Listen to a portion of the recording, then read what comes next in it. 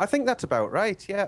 I wouldn't be too worried that she's peaked too early. There's a slight niggling doubt in my mind about that, but I think first and foremost, I think we can just put that defeat down to tactics. And if she is back being the filly that we all know she is, that she has been all of this year and all of last year, because she's won 6 Group 1s in total, I think she'll win this again. She's got an awful lot in hand, and as you say, if she's on a B game, she should still win. But I do think, though, if there's any wobble whatsoever in Goldikova here, Delegator has to be the one to win it. He's second highest rated on the time form figures, and he's a genuine top-class horse himself. Second to see the stars in our 2000 Guineas. He won the Celebration Mile at Goodwood later in the summer, and you can put a line through that third last time out in the Queen Elizabeth II behind Rip Van Winkle when ZACINTO beat him. Don't concern yourself with that. Rip Van Winkle essentially went too fast. Delegator tried to race him and failed for stamina. ZACINTO picked him off. I think this sort of sharp mile, a 2-bend mile around Santa Anita, that's absolutely perfect for Delegator. That'll bring his speed into play. And if Goldikova's on her A game, it shouldn't matter because you won't get near her. But if there's a slight wobble, Delegator will be the one. That's great information. We're looking at the Celebration Mile here, and I wanted to ask you about ZACINTO there, who's lightly raced, but I guess it was in terms of pace the reason that he was able to turn the tables on Delegator. So it's Goldikova, Delegator, and then Jacinto in terms of your order of preference for this race. Is that right? That's exactly it. It is. I think ZACINTO, he's got each way claims. You'd say place prospects. He could be 1, 2, 3, but he's more likely to be 2 or 3 than actually number 1. And the Europeans, we have Gladiatoris in there as well. Now, he looked really, really good in Dubai during the winter when he'd set off in front, going a real good gallop, and he'd just maintain it and nothing would get anywhere near him. But massive worries about him. He hasn't shown anything like that form in a handful of starts back in Europe since, and I acknowledge he did win a Group 1 race in Italy last time out, but they don't take an awful lot of winning in comparison to this company here at Santa Anita, and I wouldn't really want Gladiatoris. His presence should make sure there's a really good gallop because he will go hard in front, but I think he'll just be setting it up for something to come from behind. What about the tight turns? Real quick about Gladiatoris. I've heard a lot of talk coming out of Europe that he's a horse that likes the tighter turns or a left-handed turn like he did in Dubai. Do you think the American racetracks here will suit his running style? If there is something in that, then it certainly will suit him. I must say, I don't necessarily buy into that theory myself. I think a straight course such as Ascot should suit any horse, particularly a real big horse like Gladiatoris. I'd have thought a straight course where he can just get down and gallop would suit him even better than a tight turn. So his record suggests there might be something in that, and I certainly wouldn't put anyone off backing him if they really, really fancied him, because he will handle the track. He's proven round bends. But I don't think the track will make an awful lot of difference, to be honest. I think he's up against better horses, and you'll see that. Well, the world contingent looks really good, and I think a lot of people share that sentiment that the champ Goldikova is going to be very tough. C game, Simon, I don't know if her C game would be enough to win this, but A or B perhaps. Let's talk about Just Enough Humor in here, Simon.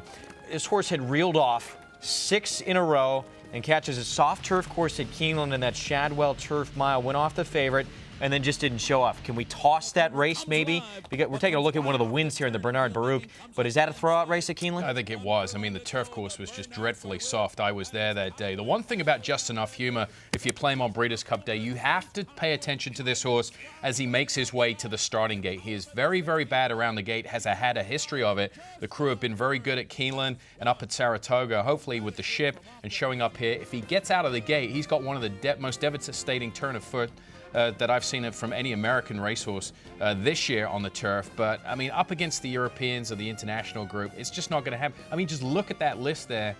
Again, the pendulum has swung way to the right here. Goldikova trying to become the 4th to win this in back-to-back runnings.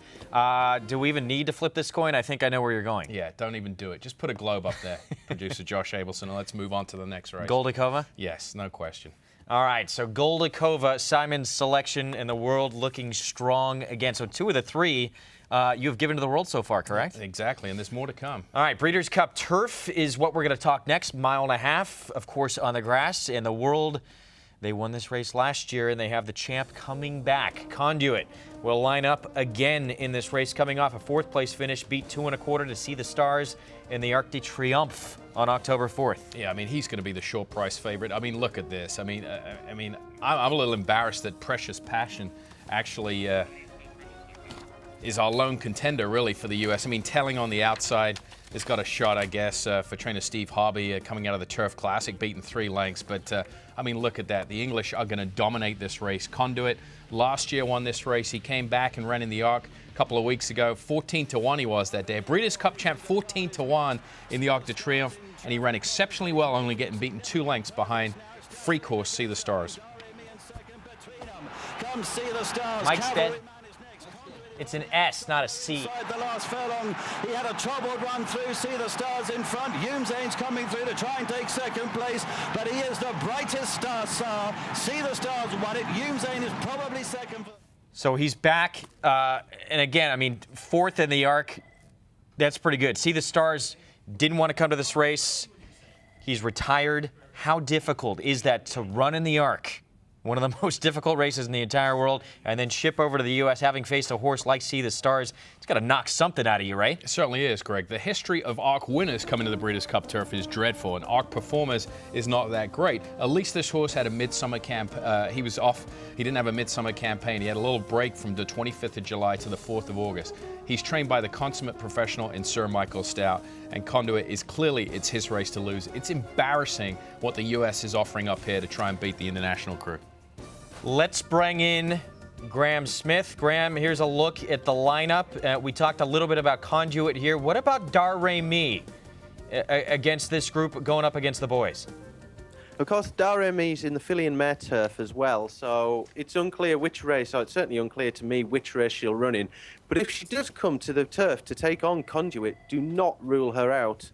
There was only a length between them in the Arc at Lawshaw last time out. And if anything, I think Dar Remy was involved in the race, and she just wilted late. That's the only way Conduit came past. Now, I do think Conduit deserves to be favourite, coming back to defend his crown, and he has had a much lighter campaign than Dar Remy, but do not rule her out. She's really come of age this season. She's won 2 Group 1s. They were at the Curragh in Ireland and then in York. Then she was first past the post in the real big Group 1 fillies trial for the Arc de Triomphe at Lawshaw in September. That was the Prix Vermeer.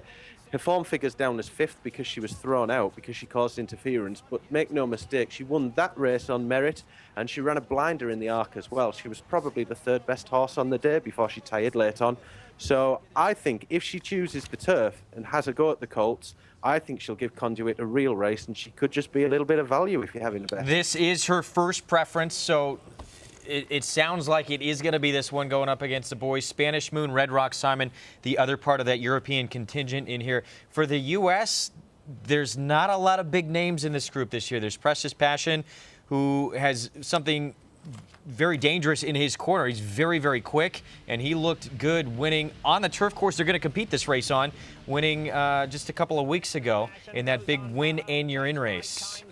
Yeah, the Clement Hirsch. And what I liked about this was this horse showed the affinity for the racetrack coming from the East Coast. He's a 6-year-old. He's a veteran campaigner. He's really made a lot of money the hard way, but now he's really developed into a stakes performer. And most of his running is done in this style, gate-to-wire fashion. That's the only way the U.S. can win this race, I think, is by Precious Passion going to the lead and running the competition into the ground.